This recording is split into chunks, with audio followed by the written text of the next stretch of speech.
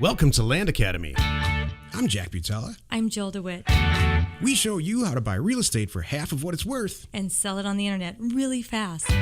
We are Jack and Jill, and this is the Jack and Jill Show too. With over 15,000 completed transactions, we're the experts at acquiring property. Of all kinds, not just land. For half price and flipping them for way more. All right, let's get this show started. Jack Butala with Jill DeWit. Hello. Welcome to our show today. In this episode, Jill and I talk about $100 an acre, where it works and where it doesn't work. It gets thrown around a lot in our whole environment. Too much sometimes. Before we get into it, though, let's take a question posted by one of our members on the landacademy.com online community. It's free. Okay. Sorry. Nat asked, where and how do you disclose no access? Do you say, for example, landlocked or no easement or no access? What specifically? This is a great question, too. Well, just like yesterday. First of all, I probably wouldn't be buying some of them if they really are in that situation. I got to go back to that. I mean, this brings up a fantastic question, right? We have the 4As. That's how we decide whether to buy property. When a signed offer comes back, we basically run it through the 4A test. Access, which we're going to talk about in a second. Acreage, more is usually better. Attribute, like it's on a waterfront or a mountain view, and affordability, cheaper is better. This is access. So access comes up every single day in this business, and it will for the rest of your career. Mm-hmm. There's physical access and legal access, and then there's no freaking access. Helicopter access. That's hilarious. So, and we don't even buy those properties anymore. I see some of our members on LandPin. They're posting their property, right, and it's got helicopter access, is what I call.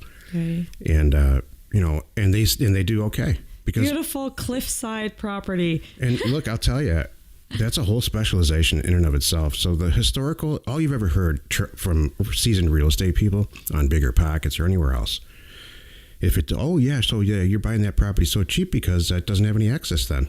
And the fact is this, there are a tremendous amount of people out there who want property with no access. True. What they don't want, what no one wants, is to be lied to. Exactly. If you know it has no access, then you say, here's the maps, here's all the stuff in the description. I never checked on access at all. Mm-hmm. It looks to me like there's none. But before you buy this property, before you we'll take a good look at access.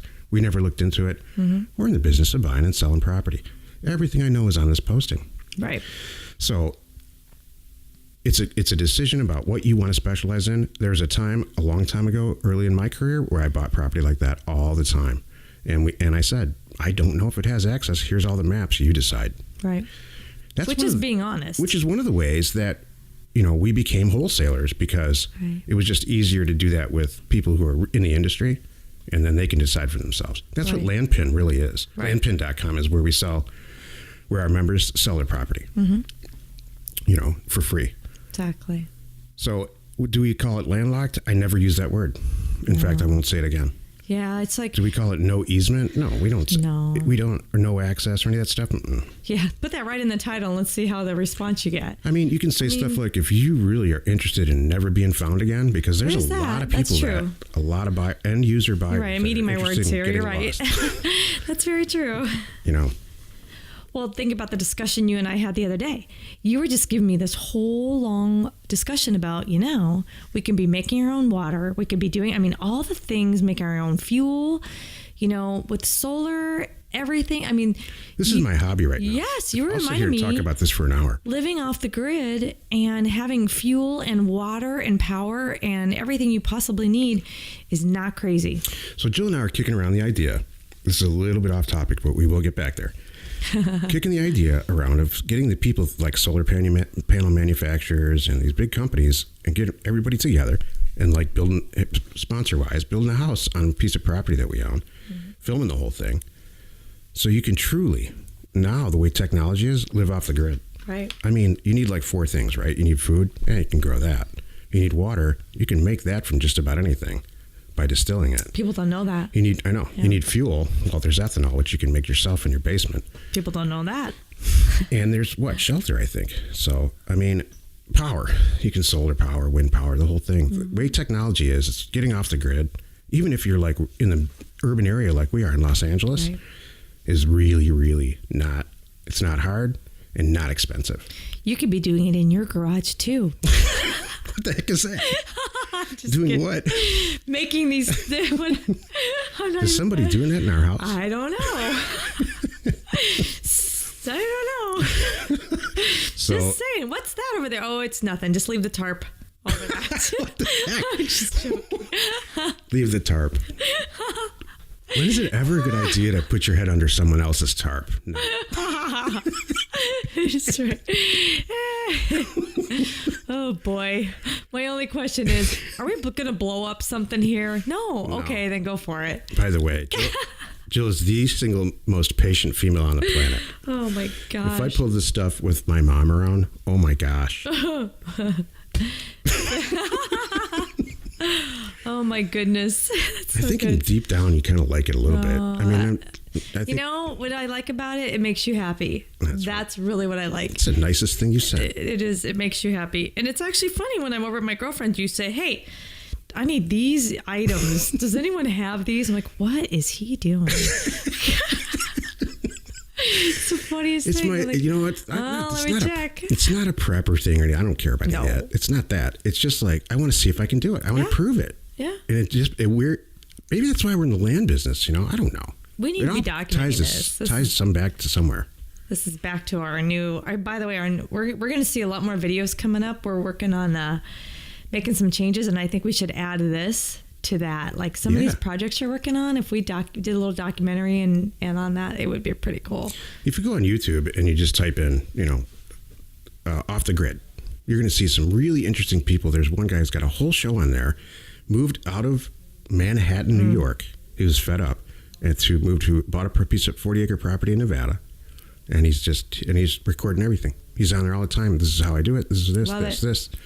He's sick of the people and sick of the whole, the establishment, so to speak, which I think is great. Mm-hmm. Really good.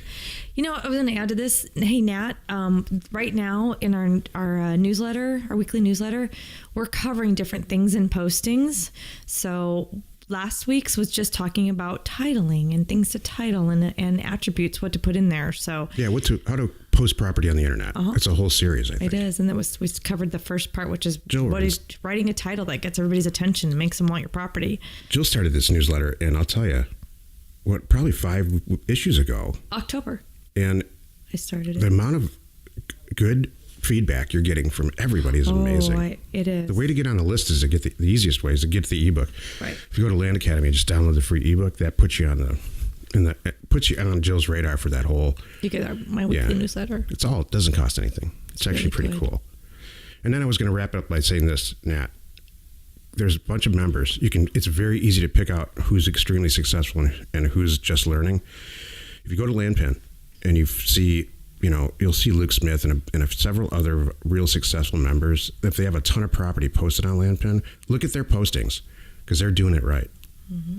And I'll tell you, one of the things that I see people do that are successful in our group is make these screenshot videos flying around in Google Earth. It's real simple. Right. And that'll you can talk about access right in there. You can say, I'm not sure, but there's a road over here, there's a road over here, and there's a trail right here. And it seems to me like you could get to the property, but legal access, I don't know. Check it out. Mm-hmm. And that's why it's priced this way. That you're increasing the percentages of selling that property pretty quickly. Exactly, Jill. Well, good point. Mm-hmm. That's what I tell people. If you have a customer who expects everything, good customer service, rock bottom prices, and a perfect drive up property, get rid of that customer. It just doesn't happen that way. No. This is why we're here. If you have a question or you want to be on the show, reach out to either one of us on landacademy.com. Today's topic, $100 an acre only works in certain counties. Well, how the heck did this come up? This is one of my pet peeves. So I'm really good. This is slowly creeping its way up to driving for dollars with me. So let me start off by saying the sentence. And if you only want to retain one sentence from this whole show, retain this one, please. This concept that we have about sending offers to owners for real estate works in every single county in this country. Every single one. Every single parish, every single district, every single one in every city, including, for sake of argument, Manhattan, New York. Well, what's the variable then? The variable is the offer price and how you gauge it. Mm-hmm. I use $100 an acre as an example because we have been buying property for $100 an acre for quite some time, all over the western United States. Mm-hmm. But if you send a bunch of offers out in Manhattan, New York, for $100 an acre, you're going to get some real angry people. And you're not going to buy any property. Forget about the angry people. Mm-hmm. So the variable is price per property, or price per square foot when you buy houses, or price per acre. $100 an acre works in the middle of the desert. It works great. It works fantastically well. We did 15,000 property, or whatever, 13,000 properties like that. Mm-hmm. It doesn't work when you're buying houses, and it doesn't work when you're buying farmland. It certainly doesn't work with urban infill lots. Exactly. There's a very select few people that think that. Then none of them are in our group, but I get, they say, well, I sent a mailer out for $100 an acre in Toledo, Ohio, and I didn't get anything. Yeah. So I just want to drive that home. Right. I see people getting hung up here, and I just want to make that's the whole point, I think, of this show is you got to, price it up, price it down based on, do we buy things less than $100 an acre? Sometimes. Do I see our members doing that? Sometimes. I really do.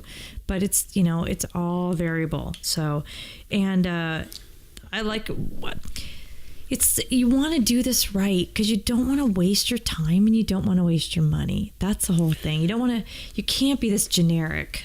It costs 49 cents to send an offer. Do you really want to just send a bunch of offers somewhere where you're pretty sure that nobody's going to sign them just to see? Mm-hmm. This leads to the bigger question. Well, all right, smart guy, you're speaking to me. Mm-hmm. All right, smart guy, great. $100 an acre doesn't work in Toledo, Ohio. What does? Right. Well, maybe you should become a member.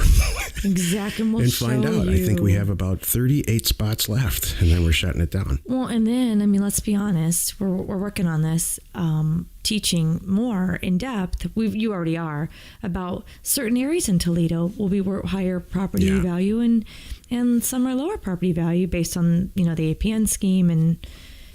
Yes, that's great. Exactly, Jill. And we're doing a show on this soon, I think, about how to use the assessed value, why it's imperative to use the assessed value as a gauge. You never want to send offers out at the assessed value, but you use it as a relative gauge to other things in the county. So there are some keep listening. In the shows in Thursday. Next week. Is it Thursday? It's Thursday.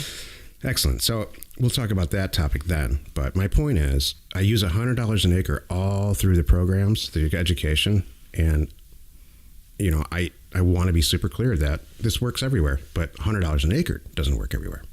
I'm trying to figure out why people get hung up on that, and I hope it's not laziness. That's what it is. Oh, okay. I was just going to say, apathy, but lazy's good. So, all right, call a spade a spade. I'm just going to do $100 an acre. I'm not even going to think about it. I'm going to blindly send these out and just see what happens. Don't do that. Spend 20 more minutes or even 2 hours on a Sunday afternoon, whatever it takes. Get into it, like Jack says. You have all the data right there. What? No, it's all. You're right. Oh. I'll say it in a minute. Okay. I'm making myself laugh. Oh gosh. Oh no. So spend a little more time and look at some of the completed sales. There's lots of things out there that will help you figure out pricing and offers. You really have to study this. This is not, well, he said $100 an acre, I'm going to send it out. You need to spend hours researching this. The best people sign up for now every day. Right. And we have a very sophisticated system about, well, where did that person come from? That's what Jill and I, every time somebody signs up, and this is what we're finding now, that they looked into this and touched us, or we touched them somehow, like months ago. Right. They really, really researched this. Right, so they're used to research. Good point. By the time, light bulb. You're right. That's part of why our group is so good. Because they're used to research. Because by the time they got to us and they're in our group, they've still been watching and listening and researching and doing their homework and checking us out and checking our people out, checking our... This is why we don't have live events in a hotel somewhere. Brilliant. And we will have live events, but we don't have sales events, let's say. No, it's not like we that. have information Educational events. And so we don't want anyone, please don't make a flippant decision about this. It takes, if you're the type of person who has to research everything 6 times and you really annoy the people in your life with the stuff that's in the garage and the tarps that you might have, then you're perfect for us. Then you're in the right place. And you question the establishment and you're sick of your job. Sick of your job. Yeah. And you say statements like this. Oil's a conspiracy, or, That's right. I'm not advocating that or not advocating that, but at least you're thinking about it. Exactly. There's got to be a better way. There's got to be a better way. Yes. Then you'll fit in great here. Yeah. Oh my gosh. Oh no. Don't go political. Don't go political. No, I never. Okay, good. Never. But Jill, you speak with a lot of people all the time. You can gauge right away. Oh, Can you gauge right away who's going to do well? I can. Tell us. I'd love to hear this. Based by the questions they ask really, and just if they've done their homework. I haven't got those calls in a long time, but I used to a while back, where I get calls from people right away that they just found us and they're like, so please tell me what this is all about. And I'm like, really? If I have to explain to you the whole big picture because you haven't spent a little more time, you're not awesome. My person, and or if you might be, but you're just not ready right now, please go do some homework. And you and I have figured it out now, and there's 3, I'll give it. You and I do I have time to do this? Yeah. Okay. I actually shared this with a few people here recently too, and a couple new members, because they fit this mold. And you and I figured out a couple things. Number 1, the people that come to us have some real estate experience. They have some background. Maybe they were in it themselves, or a disastrous flip. Yeah, that's my favorite. Disastrous house flip. It is. They lost their shirts, but they know there's money to be made. That wasn't it. The other one, then the second thing is, they're not afraid of data. You got to be able to get at the computer and spreadsheets. That's something too. Number 3, they have the funds to do this. I'll be honest. Mailers cost money. Pulling the data, it's not expensive, but it does cost money. Posting your property, there's lots involved. And basically, acquisitions cost money. You got to have some money to get the stuff in the mail. And then when the offers come back, you need to be able to pull the trigger. You don't want to finance this. You want to pay cash. So that's the thing. And then the 4th, which is kind of a bonus that Jack and I have discovered, is if you have had or do have your own business, that really helps too. Because scaling, and you know a lot. You've figured stuff out. You have the basic concept that you have to try until you succeed. So right. if some stuff goes a little bit sideways, you don't just stop there. Yeah. It just makes you stronger. Exactly. Very long time ago, Jill said this sentence to me. Our members are asking all these questions, or the new people, and they're not getting any answers, and I can't answer these questions fast enough. So she went on vacation, and I created successplan.com. Right. If you have any questions about any of this stuff, all of our members, they all talk to each other. It's true. They all talk to each other. I've noticed more and more like grassroots real people. Right. Like they're not politically correct about it. And I love that. Totally. If you're brand new at this, or if you're thinking about it, or even if you're seasoned, or if you just want to horse around and spend some time, and that's good. Go to Success Plant, get a username, and ask away. Yeah. So what the hell is this all about? What? $100 an acre? Doing? If I'm about to send a mailer for $100 an acre in Southern Ohio. Is this going to work? People will pipe in. Oh yeah. Our senior people, the people who've been around for a while, said, please don't waste your money. Right. That's not how you price it. So use Success Plant. I don't care who you are, whether you're in the group or out of the group, or not, or never have any intention of ever joining this group, which is fine. You really can get smarter. Yeah. Get smarter and get the answers that you need from people who, what's the slogan? I wrote it. Real people doing real estate deals in real time. And that's what's happening on there. So it's not a plug. We don't make any money from that. It's just a forum. Awesome.